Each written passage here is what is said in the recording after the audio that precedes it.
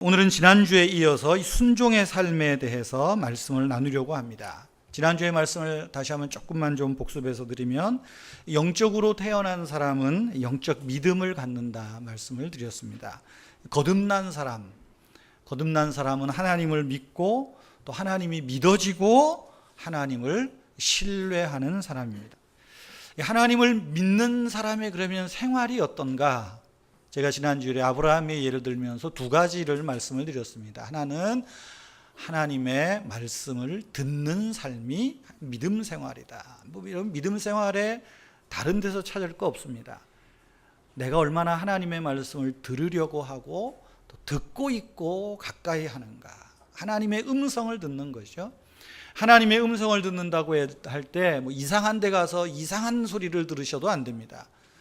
기록되어진 성경 말씀을 통해서 하나님이 내게 어떻게 계시하시고 말씀하시는가, 또 설교를 통해서 하나님이 내게 어떤 음성을 주시는가 들으려고 하는 이것이 믿음 생활이다. 두 번째로는 하박국의 이야기를 통해서 오직 의인은 믿음으로 말미암아 산다. 믿음으로 사는 게 뭔가? 나는 여호와로 인하여 기뻐하고 즐거워하리라. 무화과 나무에 열매가 없고 포도나무에 소출이 없고 밭에 소출이 없어도 내 삶이 궁핍해져도 나는 여호와 하나님으로 인하여 즐거워하고 기뻐하겠다. 그래서 하나님을 만족하는 것, 이것이 믿음 생활이라고 말씀을 드렸습니다. 오늘은 순종의 삶입니다. 여러분, 왜 순종의 삶이 중요하겠습니까? 믿음은 반드시 순종을 요구하기 때문입니다. 믿음과 순종은 동전의 양면입니다. 영적 순종이란 뭘까요? 기본적으로 영적 순종이란 성경에 명확하게 나타난, 하나님의 말씀에서 명확하게 나타난 그 말씀, 하나님의 뜻을 행하는 것입니다. 만약에 어떤 사람이 내가 그리스도인이라고 말하면서도 그 삶에 순종함이 없으면, 말씀에 순종이 없으면 그 사람의 신앙은 의심받을 수밖에 없습니다. 신앙은 입술의 고백에서 손과 발의 행함으로 나타나야 됩니다. 입술의 고백만이 신앙이 아닙니다. 내가 하나님을 믿노라, 고백이 중요하죠. 그러나 그 고백에, 로마서에서 말하는 고백은 무엇입니까? 목숨 내걸고 하는 고백이거든요. 그저 우리처럼 십자가 목걸이 건다고 믿음을 가진 사람이 아니라 내 손과 발에서 믿음의 행함이 나타나는 것. 예수님께서도 이 말씀을 누누이 강조했어요.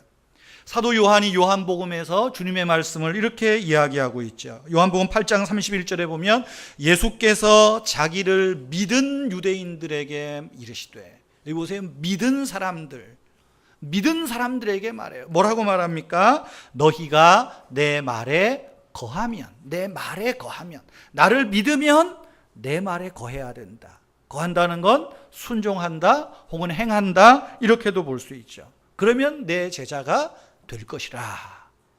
요한복음 15장 10절에서도 말해요. 너희가 내 계명을 지키면, 순종하면 내 사랑 안에 거하리라.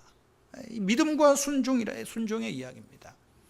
요한 1서 2장 3절 4절에서도 말합니다. 우리가 그의 계명을 지키면, 순종하면 이로써 우리가 그를 아는 줄로 알 것이요, 그를 아노라 하고 혹은 믿노라 하고 그의 계명을 지키지 아니하는 자는 거짓말하는 자요, 진리가 그 속에 있지 아니하니라.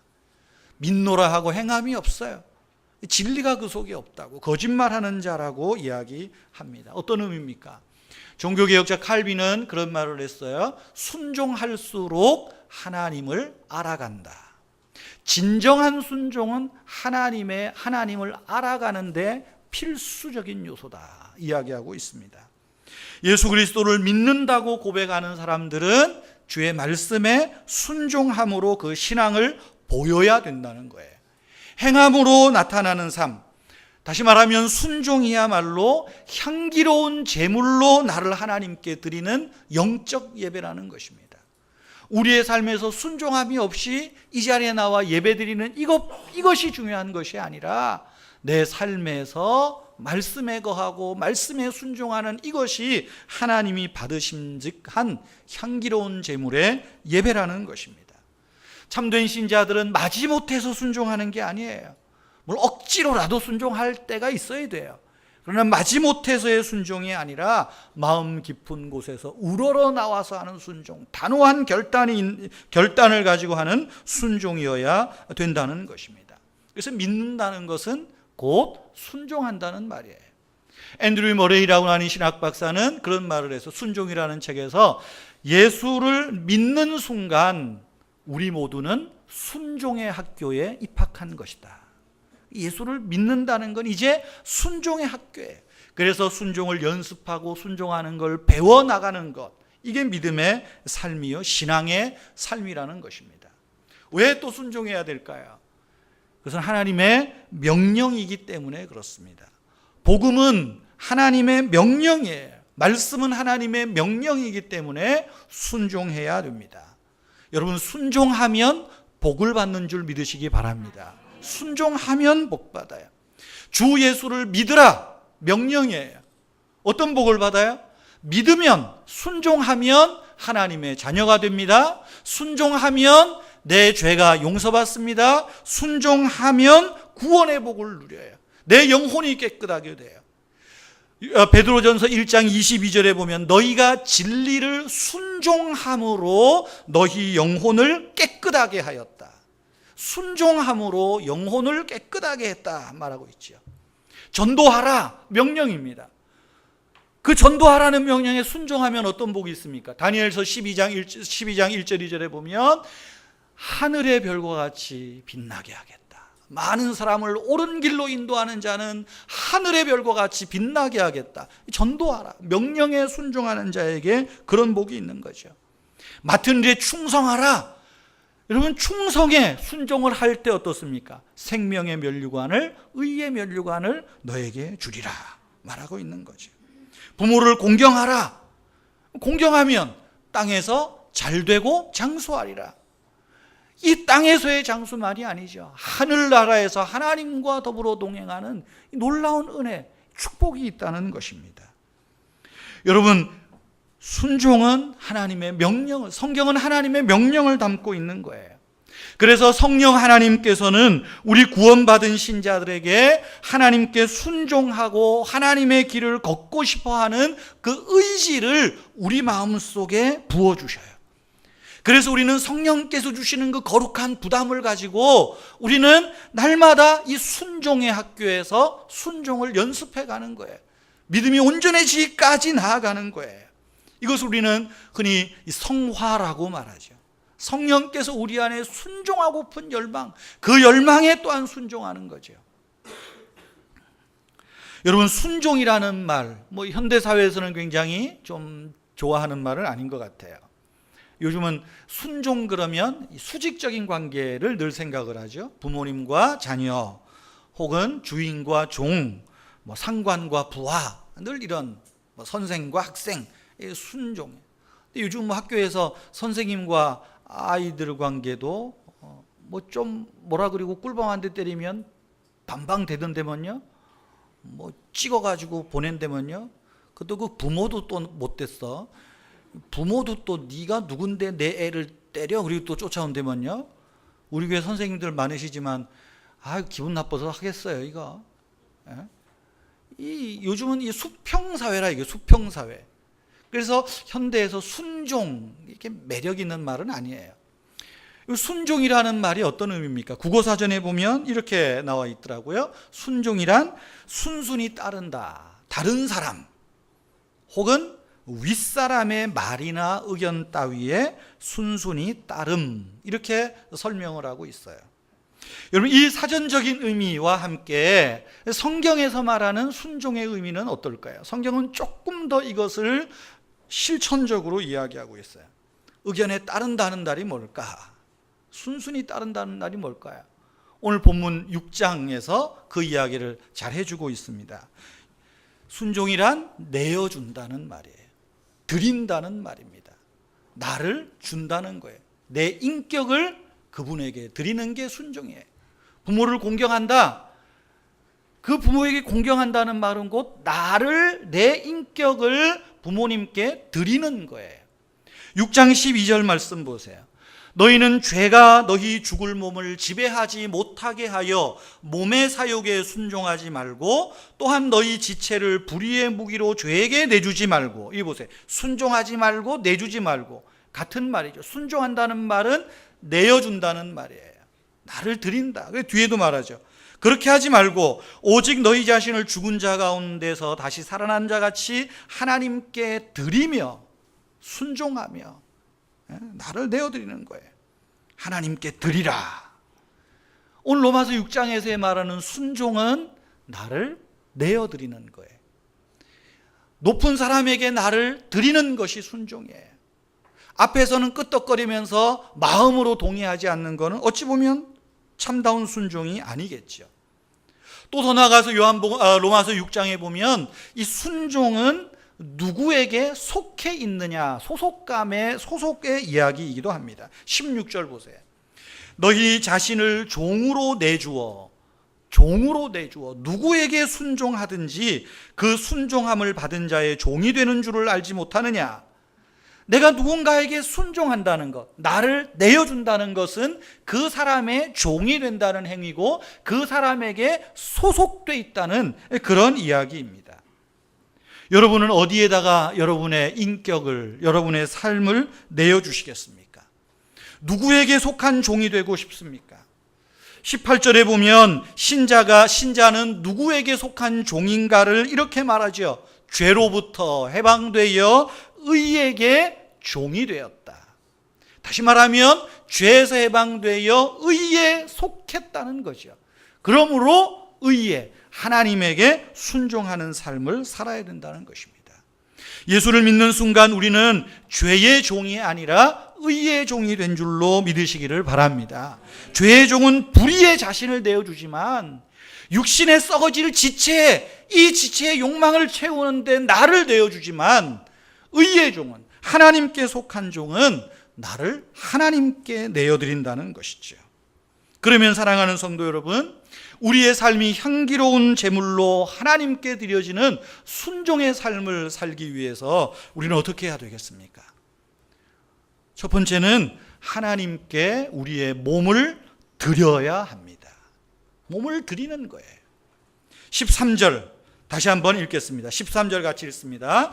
또한 너희 지체를 불의의 무기로 죄에게 내주지 말고 오직 너희 자신을 죽은 자 가운데서 다시 살아난 자 같이 하나님께 드리며 너희 지체를 의의 무기로 하나님께 드리라. 하나님께 드리라. 뭘 드리래요? 지체를, 몸을. 하나님께서 기뻐하시는 대로 하나님께서 우리를 통하여 일하시도록 우리의 몸과 마음과 정성을 드리라는 것입니다.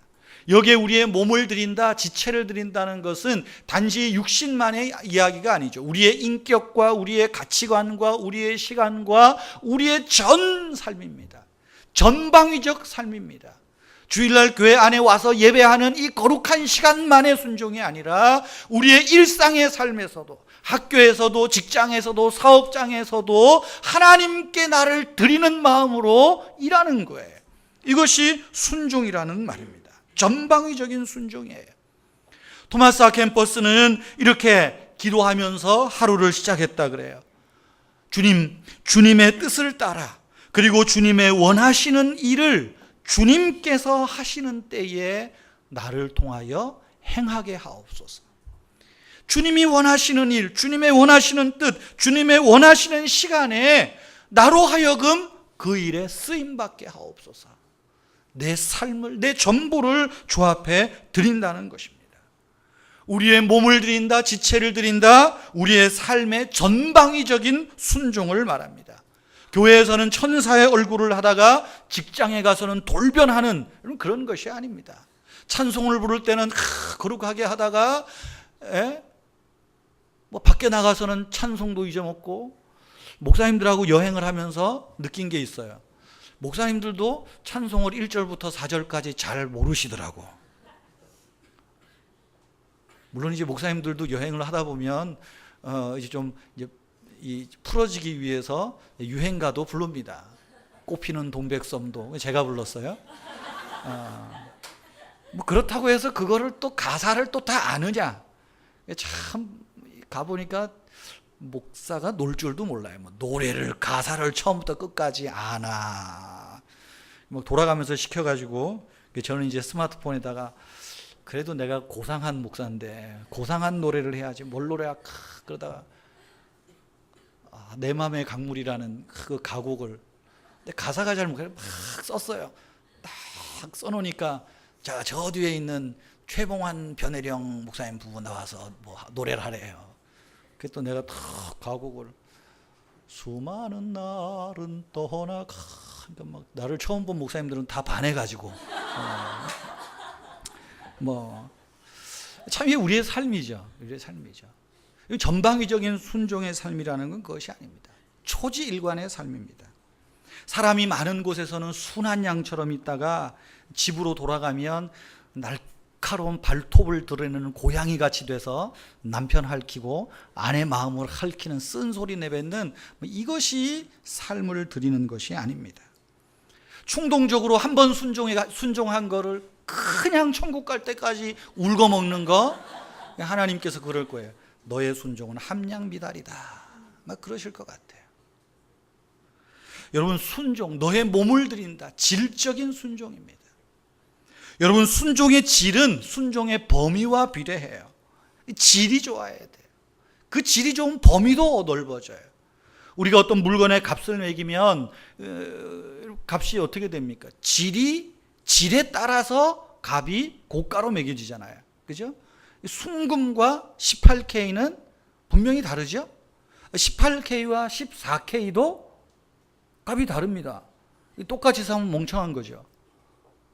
근데 제가 몰라서 물어요. 14K하고 18K하고 어떤 게 더 좋은 거예요? 18K가 좀 더 세요? 내 금반지를 안 차서. 뭐 그렇잖아요. 질에 따라서 가격이 매겨져요. 하나님이 우리를 보실 때도 그렇죠. 너희의 몸을, 너희의 지체를, 우리의 삶의 전방위적인 이 순도 있는 순종을 원하고 있다는 것입니다. 언제나 어디서나 누구와 함께 있든지 지금 하나님이 내 코앞에서 나를 지켜보시는 것처럼 전방위적인 순종. 이것이 온전한 하나님이 기뻐하시는 향기로운 제물이죠. 찬송가 213장 찬송 가사를 보면 그 곡은 그 모차르트 곡이에요. 뭐 어디서 따온 것 같아요. 그 모 선생님의 노래에다가 이 하버갈이라고 하는 목사님이 지은 거예요. 설교면서 이 찬송이 정말 얼마나 은혜가 되는지 몰라요. 나의 생명 드리니 주여 받아주셔서 세상 살아갈 동안 찬송하게 하소서. 나의 손과 발을 드리니 주여 받아주셔서 주의 일을 위하여 민첩하게 하소서. 나의 음성 드리니 주여 받아주셔서 주의 진리 말씀만 전하게 하소서. 나의 보화 드리니 주여 받아주셔서 하늘나라 위하여 주 뜻대로 쓰소서.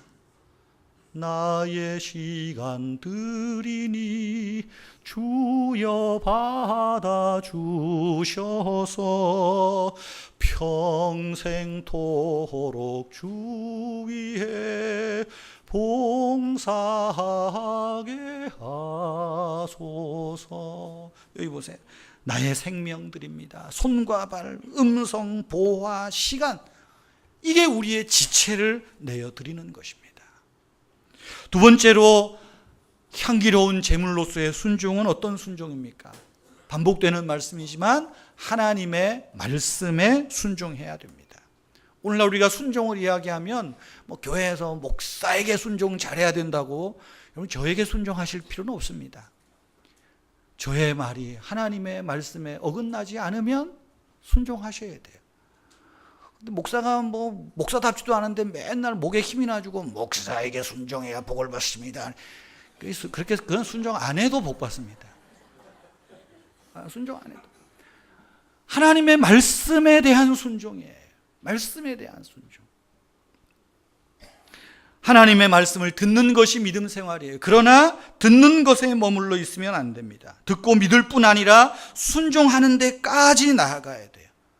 우리는 말씀을 듣기 위해서 순종해야 되고, 들은 말씀을 순종하기 위해서 때로는 나를 포기하는 결단도 있어야 됩니다. 아브라함이 왜 하나님 앞에 칭찬받습니까? 아브라함이 왜 믿음의 조상이요 영적 아버지가 됩니까? 아브라함은 믿음의 하나님의 말씀을 들었어요. 그러나 들었을 뿐 아니라 들은 말씀에 순종했다는 거예요. 그 순종한 믿음이 하나님 앞에 칭찬받는 거죠. 우리가 잘 아시다시피 아브라함의 고향은 갈대아 우르입니다. 아브라함이 갈대아 우르 시대에 살던 그 시대는 대략 BC 22세기경이라고 그래요. BC 22세기경. 그때 갈대아 우르는 아주 번성한 번영을 구가하던 그런 도시예요. 갈대아 우르는 메소포타미아 지역에 아주 중심되는 그런 지역입니다. 현대 고고학에서 발굴되는 그곳의 유물을 보아도 고고학자들의 말을 빌어도 갈대아 우르는 당대 최고의 문명이 발달한 도시라고. 그때 문자가 사용되어지고 화폐가 이미 사용되어졌다 그래요. BC 22세기 전에 그랬다는 거죠. 또 갈대아 우르에는 건축술이 발달되었다 그래요. 특별히 고고학자들의 그 연구에 의하면 갈대아 우르에서 발견한 걸 잘 보면 2층 집이 주로 많았다 그럽니다. 1층에는 뭐 빨래하는데 요즘으로 하면 주방, 거실 뭐 이렇게 쓰고 2층에는 침실로, 응접실로. 그러니까 굉장히 아주 현대적으로 살았던 그런 도시입니다. 또 이 갈대아 우르라고 하는 것, 잘 살고 문명이 발달한 도시일수록 고대 사회에는 종교가 또 발달합니다. 이 갈대아 우르는 어떤 종교가 발달했을까요? 학자들의 말에 의하면 아마 태양신을 섬겼을 것이다 그렇게 말합니다. 왜냐하면 이 우르라고 하는 말 때문에 그래요. 우르, 우림 들어보셨어요? 우리 큰아들 이름이 우림입니다. 우르, 우리, 이게 빛, 불, 열 이런 뜻이에요. 그래서 우림이라는 말은 복수형이에요. 복수, 빛들. 특별히 우림은 뭐예요? 제사장이 의복을 입을 때 백성을 판결하는 판결 흉패를 2개 딱 넣는데 그 판결 흉패가 하나는 우림 그리고 둠밈이죠. 그래서 판결할 때 하나님께서 아마 어떤 이 우림의 빛을 통해서 옳고 그름을 말씀하셨던 것 같아요. 신기한 방법으로. 그래서 우림. 저희 아들이 좀 빛으로 살아라 그래서 우림 했는데 모르겠어요. 어떻게 살지. 우림. 그래서 이 이름을 봐서 아마 사람들이 그때 당시에 이 태양신을 숭배했을 것이다. 그렇게 이야기들을 합니다. 그런데 보세요. 갈대아 우르에서 어쨌든 아브라함이 살았어요. 근데 하나님이 아브라함에게 말씀하십니다. 너는 내 고향, 본토, 친척, 아비 집을 떠나 내가 너에게 지시하는 곳으로 가라. 아마 어떤 연유였든지 아브라함은 하나님을 믿는 그 믿음이 생겨난 것 같아요. 그래서 하나님께서 그 우상의 도시에서 어찌 보면 세속의 도시에서 하나님의 백성으로 하나님의 나라로 끌어올리시는 방편으로 이야기하시는 거죠. 너는 내 고향 본토 친척집을 떠나라. 아브라함이 하나님의 음성을 듣고 믿고 떠났죠. 순종한 거예요. 순종했습니다. 사도행전 7장에 보면 스데반이 이제 순교하기 전에 설교하면서 이 아브라함의 이야기를 합니다. 그런데 스데반은 또 이렇게 얘기해요. 아브라함이 하란에 있을 때에 우리 조상 아브라함에게 가나안 땅으로 가라고 했다. 이 이야기를 종합해 보면 그런 것 같아요. 갈대아 우르에서 하나님의 음성을 듣고 아브라함이 이제 어딘지 모르지만 길을 나서고 있습니다. 길을 나서고 있는데 창세기에 보면 하란에 이르러, 사도행전 7장에 하란에 이르러 그의 아버지 데라가 죽으니라. 아마 하란이라는 도시도 꽤 괜찮았던 곳 같습니다. 지금의 뭐 이란 그 북쪽에 있는 도시들인데 그쪽에. 근데 여러분 하나님의 음성을 듣고 떠나왔는데 아버지가 갑자기 죽어요. 어땠을까요? 여러분들 같았으면 어땠을까요? 아마 믿음이 좀 흔들리지 않겠어요? 떠나라고 해서 실컷 떠나왔는데 이렇게 갑자기 아버지를 데려가십니까? 갑자기 우리 가정에 슬픔을 주십니까? 하나님 진짜 있기나 한 거요? 의심이 들만하지 않겠어요? 아브라함이 평범한 사람입니다. 특별한 사람 아니에요. 평범한 사람으로서 그런 고민과 갈등이 있었을 것입니다. 있었을 거예요. 그런데 하란이 있을 때 하나님이 또다시 말씀하시죠. 가라. 내가 너에게 지시하는 곳으로 가라. 아마 뒤로 돌아가고픈 시간도 많았을 거예요. 그런데 가라 그래요. 그러니까 아브라함은 갑니다. 순종했다는 거죠. 그것을 히브리서 11장 15절 16절에 보면 이렇게 말하고 있습니다. 저희가 나온 바 본향을 생각하였다면 돌아갈 기회가 있었으려니와. 아브라함과 그의 가족들이 나와서 본향을 생각하고, 지금 이 하란에서도의 이야기 같아요. 본향을 생각하면 돌아갈 기회가 있었지만 돌아가지 않고 떠나가라는 그 말씀에 끝까지 순종했다는 거예요. 그러면서 말하죠. 저희가 이제는 더 나은 본향을 사모하니 곧 하늘에 있는 것이라. 그러므로 하나님이 저희의 하나님이라 일컬음 받으심을 부끄러워하지 아니하시고 저희를 위하여 한 성을 예비하셨다. 그렇게 이야기하고 있습니다. 여러분, 아브라함의 믿음은 하나님의 말씀을 들은 것에서 머물지 않았어요. 순종하는 데까지 갔습니다.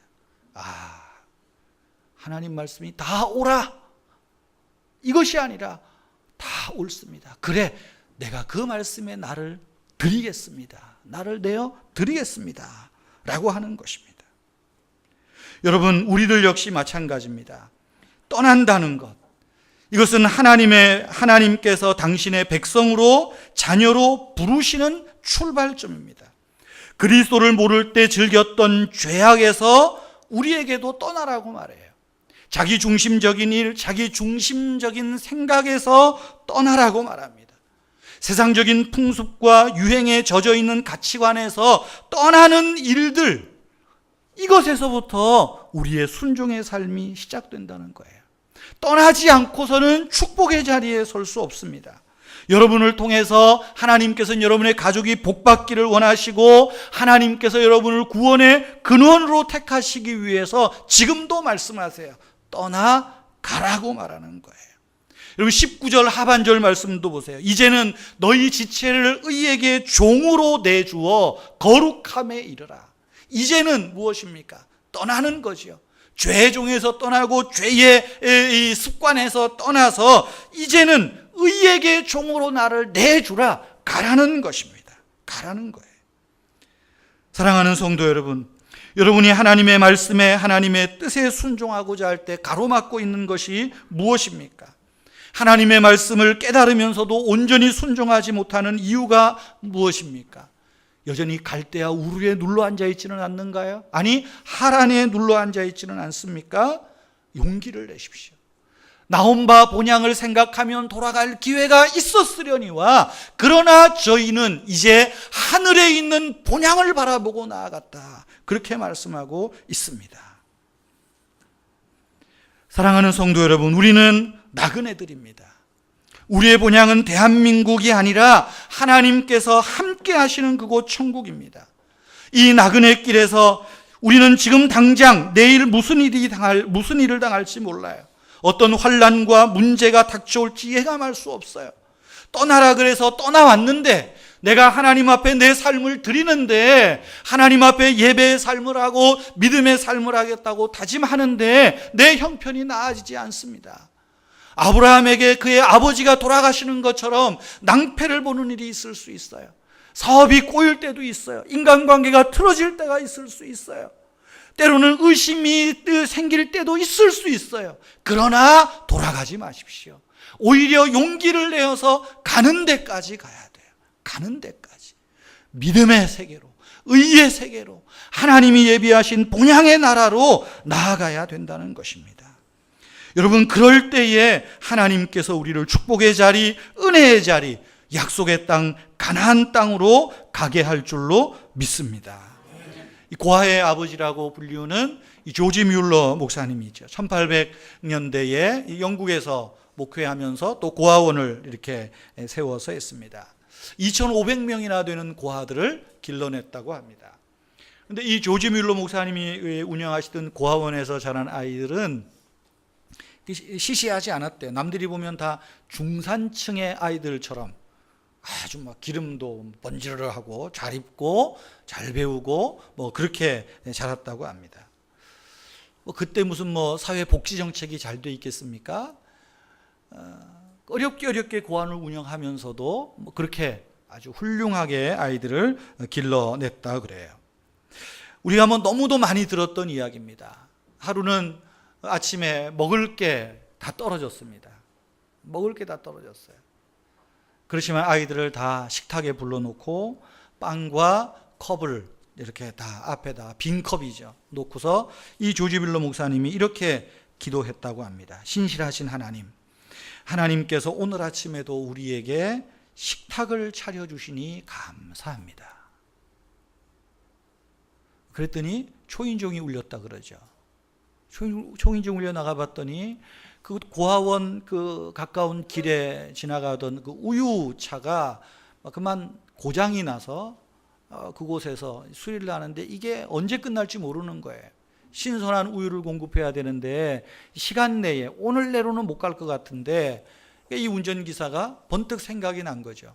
이 근방에 조지 뮬러의 고아원이 있다는데 보니까 바로 길 건너예요.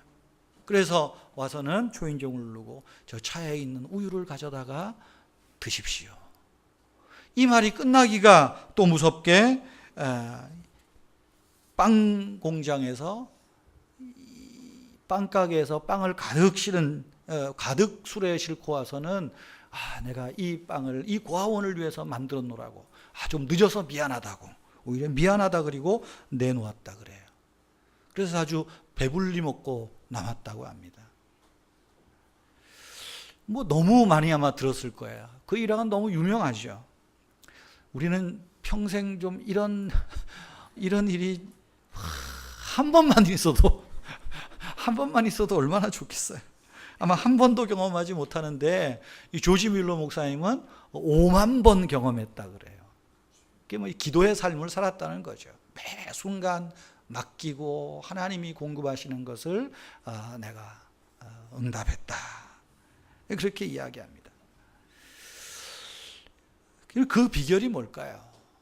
이 뮬러에게 이런 축복을 누리고 은혜를 체험한 비결이 뭘까요? 뮬러가 그의 노년에 이런 고백을 합니다. 내가 주님을 만나고 주님의 참 사랑을 경험하고 50년 동안 지난 50년 동안 모르고 불순종한 것이 있는지는 몰라도 알면서도 불순종한 것은 없었습니다. 얼마나 놀라운 고백인지 몰라요. 기도를 얼마나 많이 했느냐 그것도 중요하겠지만 뮬러 목사님의 고백은 그겁니다.